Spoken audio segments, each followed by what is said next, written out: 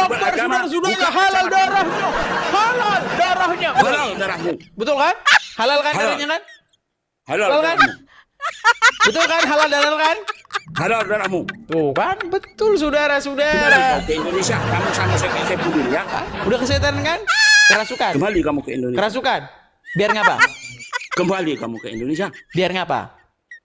Berhadapan dengan kami. Biar ngapa berhadapan? Kita berhadapan beradu argumen agama. Kalau adu argumen kalian kalah. Apanya yang kalah?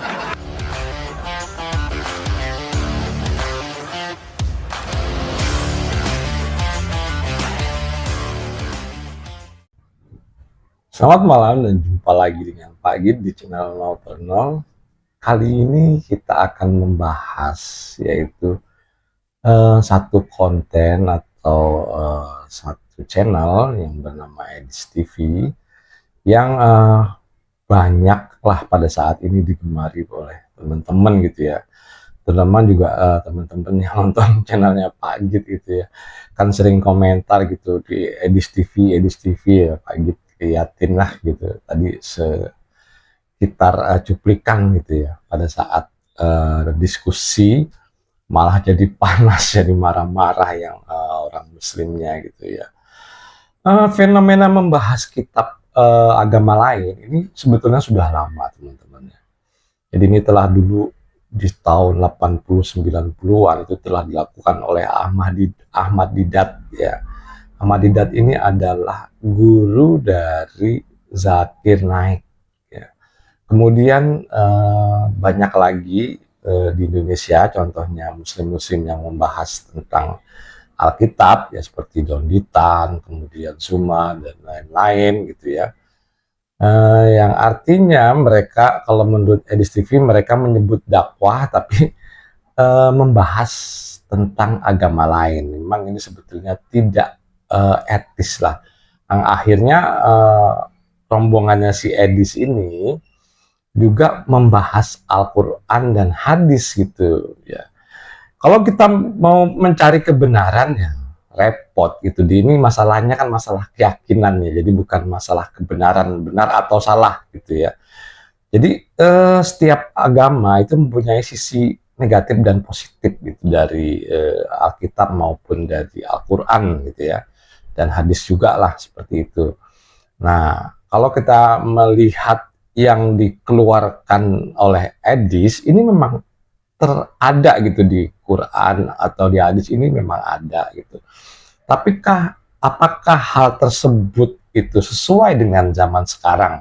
Ya, misalnya saja gitu ya, Nabi Muhammad nikah dengan Siti Aisyah itu belum dewasa gitu Siti Aisyah.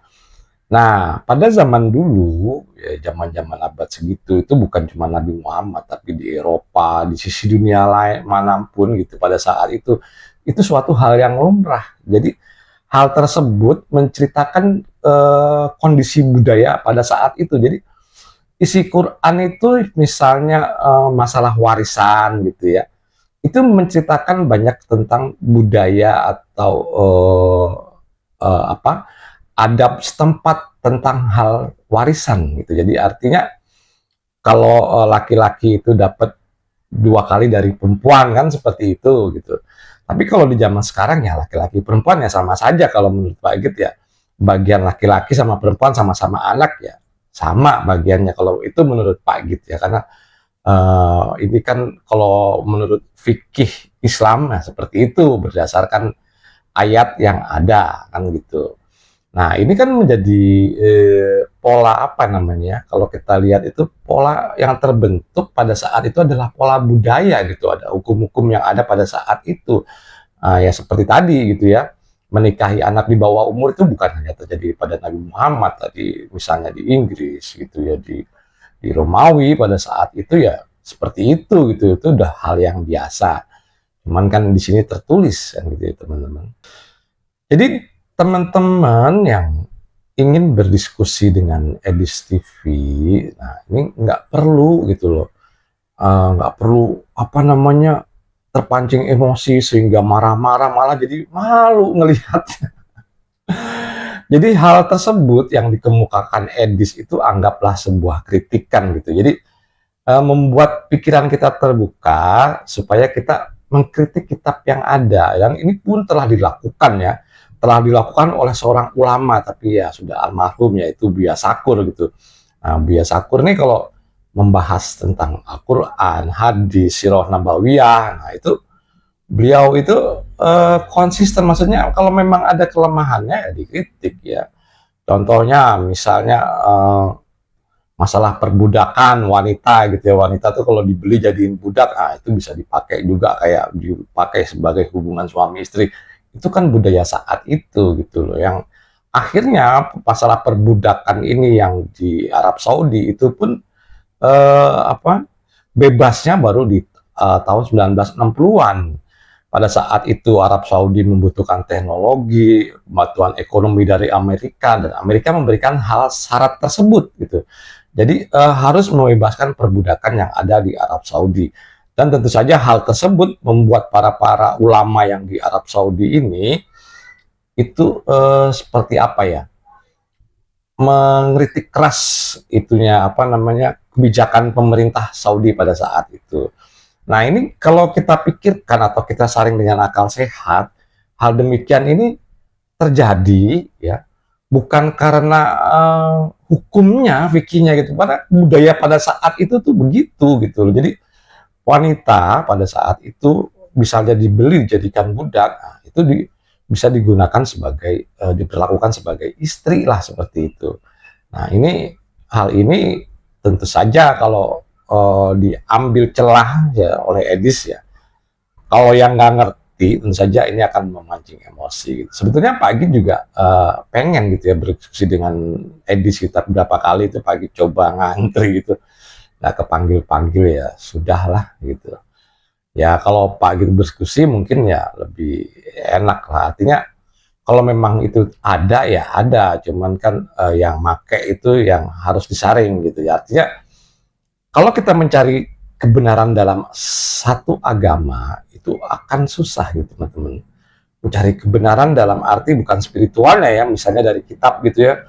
Banyak isi-isi kitab itu yang menurut Pak Git sudah tidak sesuai dengan zaman sekarang gitu. Dan ini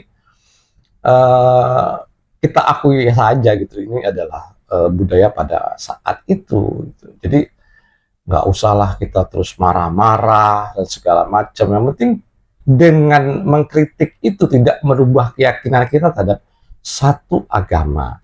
Yang Pak Git contohkan tadi adalah Buya Sakur. Jadi beliau mengkritik hadis, kemudian mengkritik kitab kuning, Al-Quran dan segala macam. Tapi kan beliau tetap pada keyakinannya Islam.